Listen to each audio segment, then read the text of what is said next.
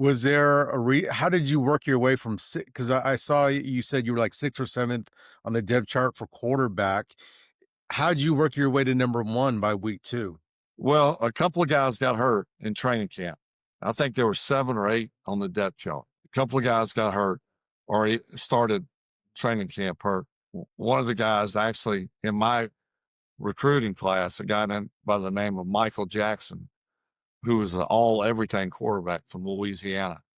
They moved him to receiver. And then I kind of beat out a couple of guys, got a couple opportunities against the first string defense in practice to run the scout team, and was slinging it all over the place. And that raised out eyebrows. And by the opening weekend when we went to Alabama, I was third on the depth chart. So I got to travel. And then the following week against Tulane, the two guys in front of me struggled a little bit, and they threw me in. Rest Did is you history. did you know at the time though? Because I obviously you're the gunslinger, but as a freshman, most people wouldn't go in thinking, "Hey, there's six guys ahead of me. I can outthrow all these guys at 18 years old." Was that your thought process, or were you looking at others first to kind of see how they threw? Well, yeah. I was gauging how I measured up to the other quarterbacks. I knew that I had something that most guys didn't. And this was, it's like either you got tremendous speed, you got tremendous jumping ability, you got an arm strength or quickness. We're all kind of got some specialty that whether you could sing or dance or whatever. I knew I could throw. Now, my dad, we ran the wishbone in high school, so there wasn't a lot of throwing.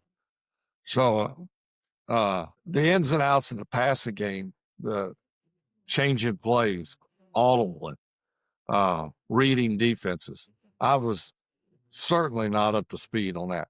I just knew I could throw with anyone, and I would put my arm up against anybody, anywhere, anytime.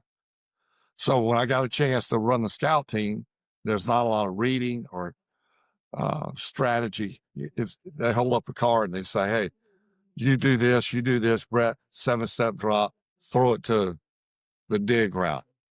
But I said, okay, fine. But I was going to raise eyebrows, but I threw laser beams, even when it called for a touch pass, because I was like, I wasn't the smartest guy, but I was like, a touch pass is not going to raise eyebrows, but one that'll take a guy's head off. He may not catch it, but they're going to say, wow, if this guy can harness this ability, maybe he can be something someday. So that was kind of my deceptive plan, if you will. Did some of that extra mustard on the ball come from the fact that you couldn't throw in your dad's wishbone offense, and you were like, "Hey, Dad, look at what I could have done"?